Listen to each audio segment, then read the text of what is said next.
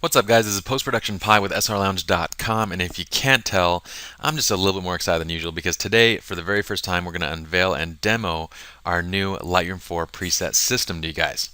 Now, we call this a preset system. Why? Because we've designed it from the ground up to basically be so powerful and intuitive that you can literally create any effect that you guys want with just a few simple clicks. That means from vivid contrasty images to faded vintage images to antiqued black and whites, HDRs, special effects and toy camera effects, whatever you guys want to create, it's just a few clicks away, and we're going to show you guys right now.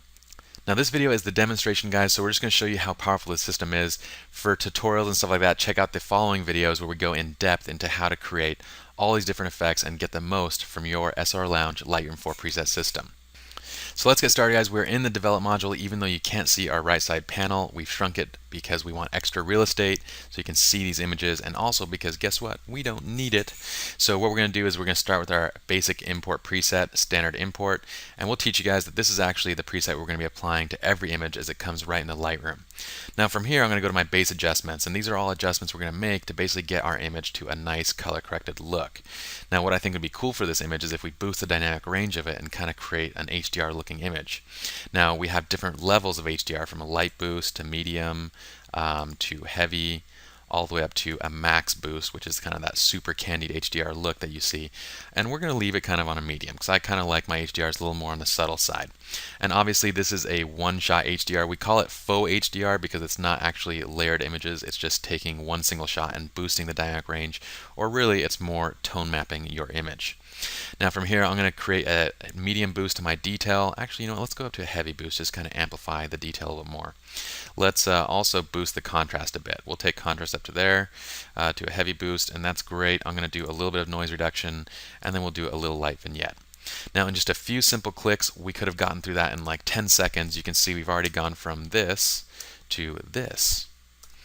So now we're going to go even further. Now let's say from here, I'm going to open up my neutral curves. And basically from here on out, basically we have different curves. There's 4 packs of curves, each that apply different color effects to those curves that are being applied. And then we have special effects. Now base adjustments is everything that we basically need to get our image to color corrected form. From here on out, we're going to apply additional effects if we want to. So from neutral curves, let's start from the top. We have bright washes, and these bright washes create kind of a nice washed out look to the image while modifying colors. So ivory basically doesn't do any modification of the colors, it keeps it neutral. Reverse saturation basically mutes overall colors, and then it amplifies just the strong colors. We have a desaturated look. We have a desaturated cross-process look. Then we have neutral washes, which basically don't brighten the image, they just wash it out. So again, same thing, we have different color effects for each one of these. Then we go on to neutral punches, where we have basically punchy tone curves that are going to amplify the contrast and the colors. Reverse saturated, again, is going to kind of mute overall tones and brighten up only the strong tones. So we see a lot of amplified yellows over here, which for this image doesn't really work that well, but it will for others. Desaturated, and we have desaturated cross-processed again. And then we have our dark washes. And the cool thing about dark washes is they overall just pull down the image as far as the brightness goes and stuff like that. You can create really dramatic, darker looking images, or what I like to do is apply a dark wash to it, and then I go back up to my base pack and I actually amplify it. So basically you get this nice, like really kind of muted vintage look with these dark washes with any of the packs. So let's go back to our standard exposure, which we had at neutral, and then I'm going to go back to my neutral curves, and guess what? We can actually reset the curves back to our standard color corrected version just by clicking reset neutral curves, and we're back. So let's go on to the cool curves. Now in the cool curves we have basically different types of cool tone curves. So we have the same organization where we have bright washes, but the teal is going to add green toning, azure adds blue toning, violet adds purple toning, and then cool cross-processing adds a cross-processing effect but with cool colors. And if you guys are familiar with the Photoshop Action Pack, you'll notice that this system is very similar. So we basically have these different types of effects that we can go through and cycle and pick one. This violet neutral wash works really well for this image, and I like that look a lot. And you can tell what each one of these presets is going to do, and that's kind of the beauty of it, is that we know exactly what's going to happen with each one of these that I'm clicking just by reading the name. We know that it's going to be a violet toned neutral punch image. So we can see that, and we don't have to kind of guess what everything is doing because we have kind of funny names of our presets and stuff like that. Again, dark washes, we have great looks with these dark washes. The violet is that violet looks awesome. And then cool cross-processed dark wash as well. Once again, we can reset the cool curves, or we can just go and apply different curves to it. So it doesn't really matter. All these curves are going to basically overwrite the existing curve, but it's not going to affect any of the base adjustments that we made. So once again, we have warm curves now. These are all the warmer colors. So amber is yellow, apricot is kind of orange, crimson is more red. Warm cross-processing, which has kind of that warm look to a cross-process image. We have the amber neutral washes, which again, they look beautiful on this sunset image. Crimson, warm cross-processed. Then going through to our neutral punches, and I'm guessing that these are going to come out awesome because we already have a beautiful, nice yellow image. Adding a little bit of amber and punching it up makes it look amazing. And the cool thing is, while we're viewing these, we can always look at our navigator window and kind of see the preview as we're mousing over each one of these different effects. Okay, so once again, we have the dark washes again with the warm settings.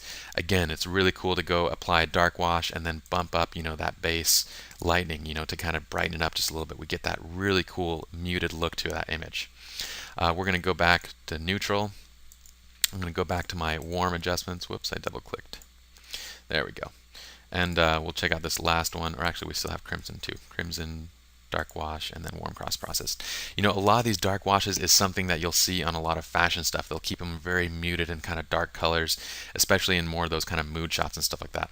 So these are really cool effects, guys. And then we have the last curve pack, which is the antique curves, which apply, of course, different types of antiquing, from black and white to amber black and white. And this is really more of a type of sepia. We don't really like sepia, so when I did this kind of sepia tone curve, I wanted to keep it more on the subtle side. It's more of the kind of the new age sepia as opposed to kind of the super yellow old school kind.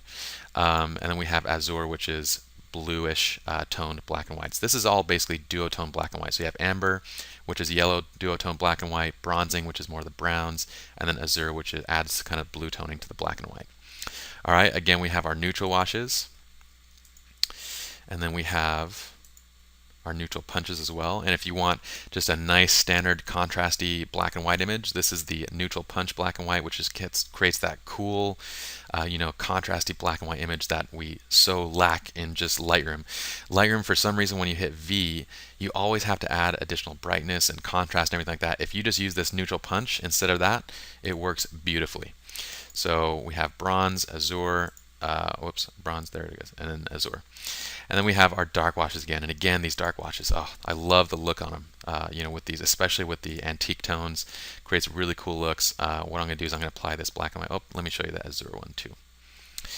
Azure or azure, whatever you guys prefer. Tomato. It's all good. Okay, so black and white. I'm going to go back to my base. We'll amplify it a little bit. We'll pull it up one stop on this. And check out that cool muted black and white look. You get this kind of awesome fade in the shadows and just kind of overall in the highlights as well. A really cool film look. And in fact, if we went to our special effects and applied a little bit extra, we can get some extra effects on it. So check this out. In our special effects now, we have all sorts of different effects to kind of just finalize the look of your image. From different types of vignettes, you have the radial vignettes, 3 different versions of them, from light to heavy. We have square vignettes from light to heavy. And then we also have these cool slide edge burns, which create these black or white slide edge burns on the image. I'm going to leave it as a black one, and we'll kind of think of this image as shot on film, on kind of like that slide film. We'll apply like some heavy grain to it. Actually, let's go to, no, I like heavy actually. Medium or heavy, either one's good. And then we can apply some edge softening. And I'm going to go up to heavy edge softening. This is going to blur the edges, kind of create that old vintage, camera feel where you had these old lenses that got really blurry on the sides. A really cool look to it, as you guys can see around the edges on this image. Now check this out. Even though Lightroom doesn't have layers, we've designed it in a way where basically we've kind of created faux layers by being able to make adjustments on top of each other. So once we have these special effects in place, if I want to change the coloring, I can go back up to my antique or any one of these other curves and add different toning to it. So what if I want to add a bronze bright wash toning to it? Or maybe I'll go back up to my cool curves and I'll create kind of like this cool bright wash look, and we instantly get like these toy camera looks to our images. I can go a cool cross process neutral wash, which kind of, again, beautiful looks directly on that same image We can apply, teal neutral punches to it. You guys get the idea. You can do pretty much anything. And if we want to basically just reset the special effects, well, all I got to do is go down to our special effects and we hit reset special effects, or we can reset each one individually as well. I'm going to reset all the special effects, so we go back to that standard one. The one thing that unfortunately doesn't reset, this is a bug with Lightroom, is the graduated filters. It's just a bug with Lightroom 4. Hopefully they fix it so that when it resets, it'll actually go back to normal. For now, what we have to do to reset that is just go up here and just hit reset to reset our graduated filters. But now we're back to, again, our image. So now I'm going to go back up and reset that cool curve, and now we're back to our regular kind of that HDR look that we had at the very beginning. Now check this out. I'm going to show you guys a little bit of the brushes too. So watch this. We're going to go into our base adjustments, and what I envisioned for this file originally was kind of a nice, really high dynamic range image, not overly candied, but just kind of a nice look to it. So watch this. We're going to go up to our base adjustments. I'm going to make some modifications to it. So let's go to neutral. We're going to take our dynamic range up to a heavy boost. We're going to do a heavy boost in detail. And then contrast we'll leave at where it is, and then we'll make sure our noise reduction is set again to light, and then we'll do let's check out the medium vignette. Yeah, I like the medium vignette. Now let's go to our brushes, and we have brushes for everything, guys, and this is when we actually will need to bring over the right panel. And what I'm going to do is I'm going to bring up my brush tool, and we have, check this out. From the top we have dodging and burning stuff, to detail enhancers, to retouching, to color temperature, to everything. So basically this is all you need to do whatever effect you want. Now the retouching stuff is great when you guys are dealing with portraits, and we'll show you guys how to use that later on. But for this image I want to do some detail enhancing and some dodging and burning. So I'm going to start with this sky, cloud, ocean enhancer, which basically is an enhancer that we use on sky, cloud, and ocean, and it has just this effect to really make your clouds and kind of everything just kind of pop in the image. Now I'm going to go back after this is applied, and we're going to go to like this general all-purpose, or we can also use a texture one, but I think the all-purpose is a little bit easier. It's a little more subtle of an effect. Whoops, sorry guys. I'm going to hit undo and then hit enter. That way it takes that as a new brush, and then we can go now down to our general all-purpose. Now what I'm going to do here is I'm going to kind of amplify the wood texture down here and kind of bring it all out, and you can go kind of as far as you want on this. What we'll do is we'll kind of create it. We'll amplify everything on the bottom side a little bit, but I want to be careful of the water and the highlight areas just to not have too much. We don't want any fringing. So what I'm going to do now is actually lower the clarity just a tiny bit on that. Alright, so we get this nice amplified look down there. Now let's apply a graduated filter, and we're going to just dodge the bottom a little bit, or sorry, we're going to burn the bottom a little bit just to darken it up. Just want to darken up just a little bit to kind of make it a little more dramatic. Alright, and that's great right there. Let's see if there's anything else we want to do to this. I think it's pretty dang nice right there. We have a bunch of other stuff that we can do, but this looks great right there. Now let's check it out. In just a few clicks and with a couple filters and brushes applied, we've gone from this before image, the original, to this final image. So hopefully you guys can see the power behind the system, guys. From standard color correction to whimsical vintage images to antique images, black and whites, HDRs, tilt shift, lens baby, whatever effect you guys want to create, it's all doable with just a few simple clicks with the SLR Lounge Lightroom 4 preset system. We have tons more videos for you guys showing you guys exactly how to pull off these different effects, how to use this system and get the most out of it. So stay tuned, guys, because we know you're going to love it all. We'll see you guys soon.